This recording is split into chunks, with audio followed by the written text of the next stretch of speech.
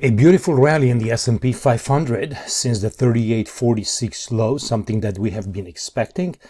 I am your host, the Cowboy. This is Elliott Wave Cafe and chart of the day, guys. Let's get started.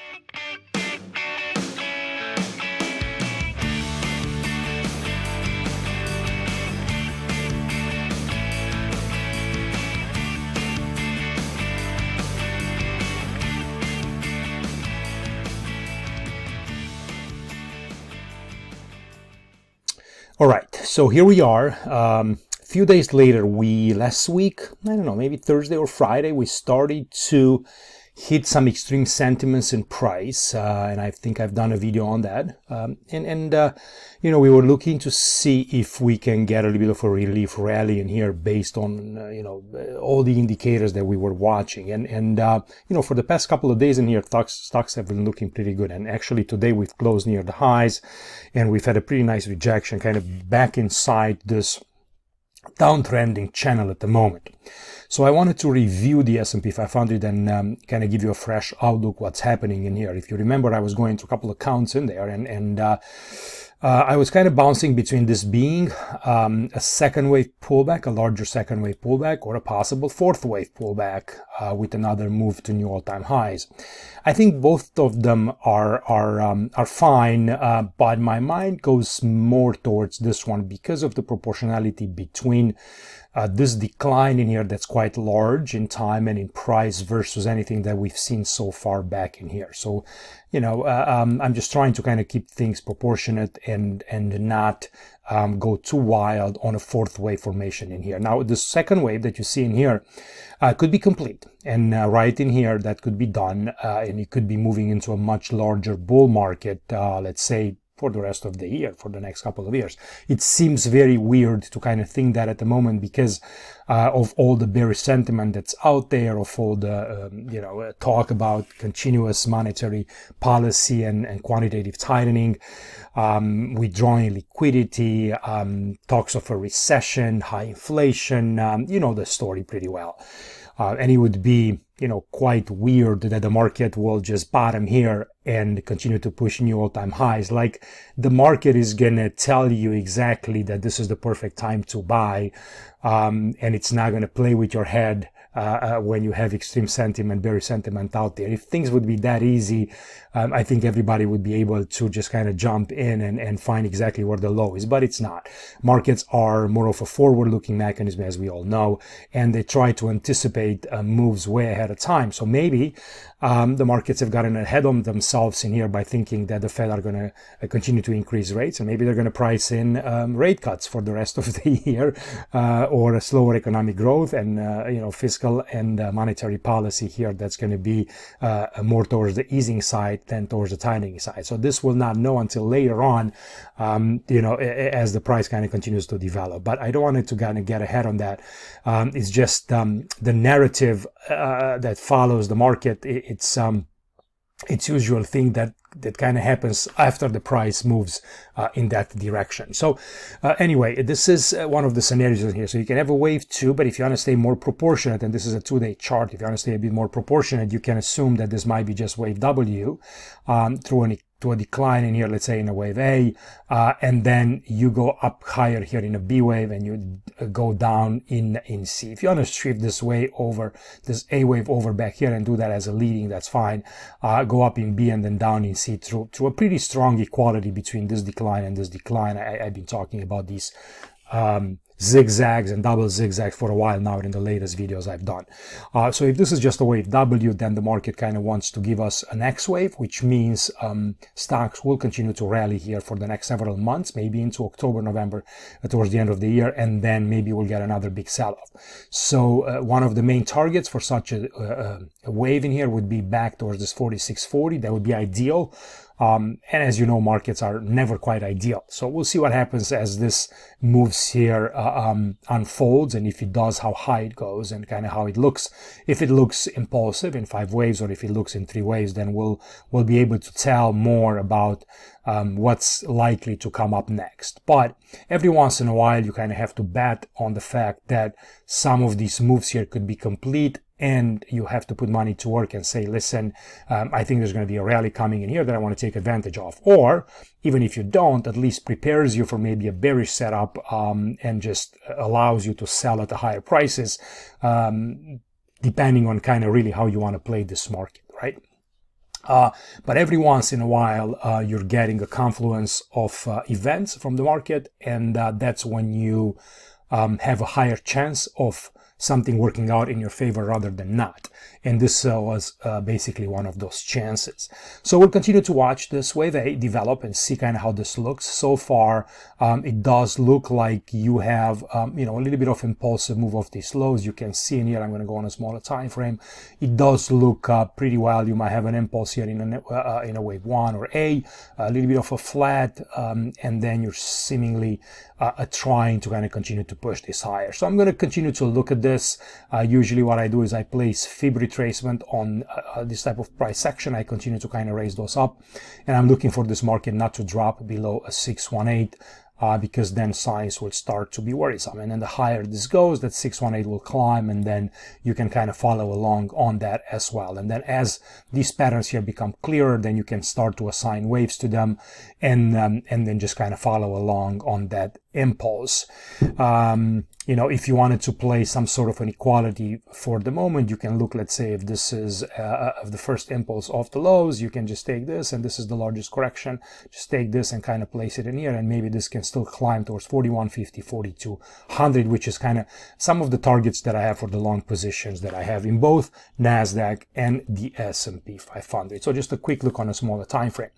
Then I wanted to show you the other scenario that shows that this is a fourth wave. If this is correct, we haven't come yet in the area of the wave 1 territory of the wave 2 in here. Wave count invalidation 3589. We stopped just above that at about a 618 pullback, which it's kind of ugly for the fourth wave. That's why I'm more inclined to think that this is basically a possible second wave, either complete or incomplete, and in the process of developing further with a rally in the middle here. So this is what I'm seeing. I'm looking at the moving averages in here. Let's see on the daily time frames. We have, all of them are still declining. The RSI is diverging here a little bit. We were back at the 30 in the depths of the sell-off. So we have a little bit of a resistance up above, looking at about 4140. So that's why that area, 4150 to 4200, it's going to be an important zone. You also have a cluster of levels up in there. If you see those right there, right, that's a previous support on the market, areas where price found it interesting to bounce from and then drive through. So this area back in here will be the first serious level of resistance for price. So we'll watch these. I'll probably try to take some profits back in here, and then maybe buy a pullback and then look for the next move up higher. That's kind of how I would play this on a day-by-day basis, and I talk about this in the daily videos in the program as well. So this is where I'm at on the SP 500, and I think this is all I have. I'm looking at the candlestick patterns. Nice, pretty bullish reversal out of there. Let's see how it looks on the daily. Also fairly, mighty fine. Let's see on the weekly. On the weekly, you've had a pretty good rejection, which is the, kind of the first major buy since the last two in here, this one and this one. This one actually led to a pretty good rally back to 46.39, and then this one was just a little one back up high for another week and then a pullback. So let's see if this rally will get legs and how high we will go. But it's definitely looking interesting and something that I'm trying to take advantage of. So now I'm gonna close this off, and I'm gonna go over to take a look at some charts on the daily. So here is the 50 and the 200. Here is the rallies and the candlestick with a couple of gaps in here. So pretty nice bounces up on the SPX in here. Obviously still in a downtrend. The volume looks pretty good, maybe a little bit weaker today on this kind of latest rise, and this is where the resistance, you can see it in there. But I just kind of wanted to show you the MACD starting to kind of turn in here, so looking for those 12 and 26 moving averages to start to converge higher.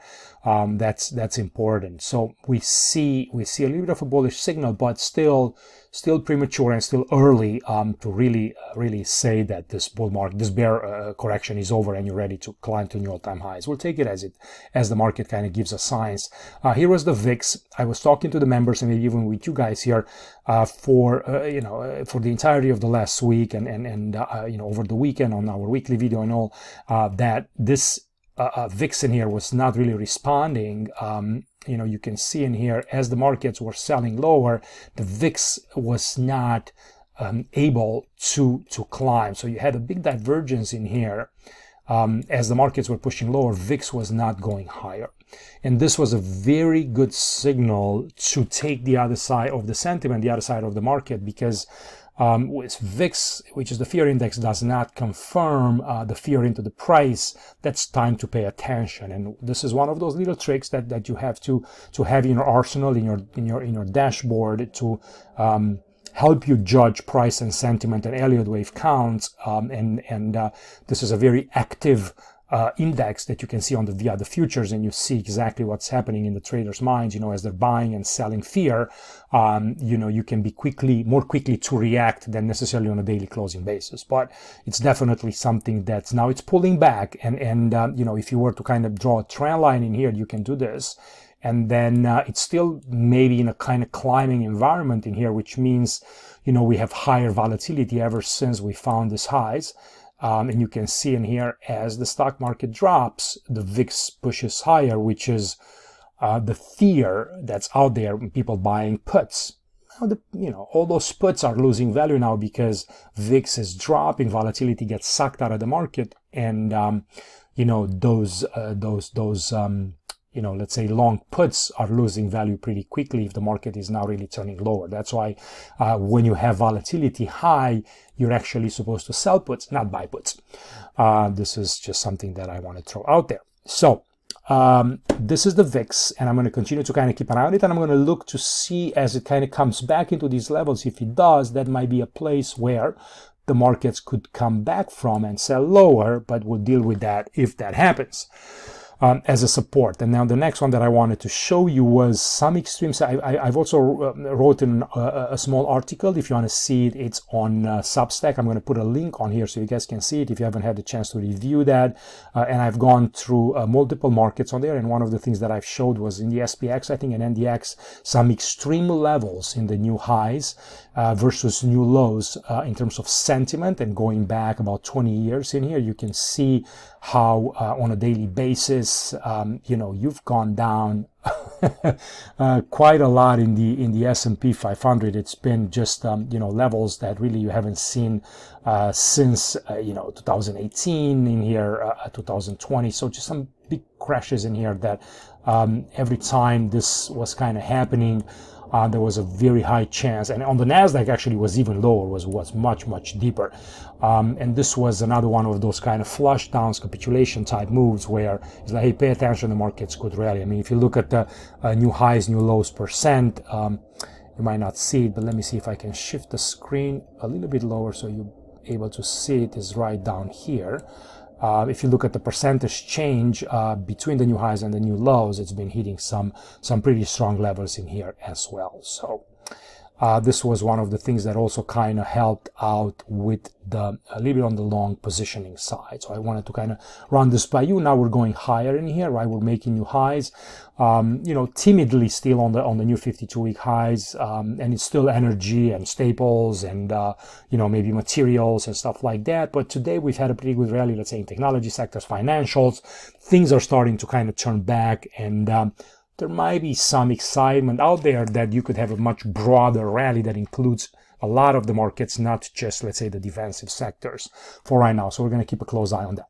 And then, excuse me. And then, one of the charts here that I wanted to show you, it's also look at the bounce in the 50 day moving average in the percentage of stocks above their 50-day. Very, very sharp move in here from, 15% above their 50-day to 32% above their 50-day. So the market did not even climb that much, and all of a sudden these oversold stocks have a huge rally here of coming. I mean, look at this percentage gain into the stocks, and this was another thing that we watched it here into the support. Then we kind of crashed lower, combined with the rest of the sentiment, and then here we are back to the upside. And pay attention to the one that shows us the difference on the 200-day, which I think I have it here. Let me see if I can pull that up. There you go. And these are still kind of timidly climbing, but trying to kind of get back from some, quite some strong oversold levels in here as well. So is there something wrong? This is the number of stocks, is not the percentage, right? In the SP 500. So it's 180 stocks right now. Okay, so let's see if there is anything interesting that I wanted to show you in here. A little bit on the sentiment, and I'm going to kind of try to close off with this. It's been very, very bearish. If you look, as we were selling off on the American Association of Individual Investors, we're going to get some updates tomorrow, but they've been kind of trying to kind of scale back on their bearishness in here after they've reached extreme levels, and this kind of help fuel the bullish sentiment next. In here. So I'm going to be very, very curious what's going to happen on Wednesday, guys. So this is where we are. I appreciate you being here. Don't forget, one thing I wanted to tell you is, if you wanted to try my services, a little bit of a plug here because I think it's important. I have a promotion for the next 2 weeks until the end of May. You can get into my trading room, trade with me, see my trades, see my stock portfolio, see my Bitcoin positions, altcoins, everything I'm doing in there, the active chat room, everything we do. You can take a look, and you can get 2 months for the price of a 1 month, both for the total channel, for the pro channel, which is about $59, and then $29 for the Bitcoin channel as well. So come and check us out. There is a link below this video if you want. This is a pretty good chance to see what we do, and it's cheap, so give us a try. Again, thank you for watching. I always appreciate you being here, watching this video, giving me a like, subscribing, sharing them around. I see that the numbers of views in these videos kind of continues to grow slowly, but it's growing. So I'm happy that more people are watching it and find value in this information. Please leave your comments. Let me know what you want to see next. Let me know what your struggles are. What do you want to see in terms of Elliott Wave? What you don't understand. Leave your comments because I want to see how I can help in terms of Elliott Wave and what do you have trouble with. So I can, help as many people as possible with that. So thank you for watching again, and I'll be talking to you later. Bye-bye.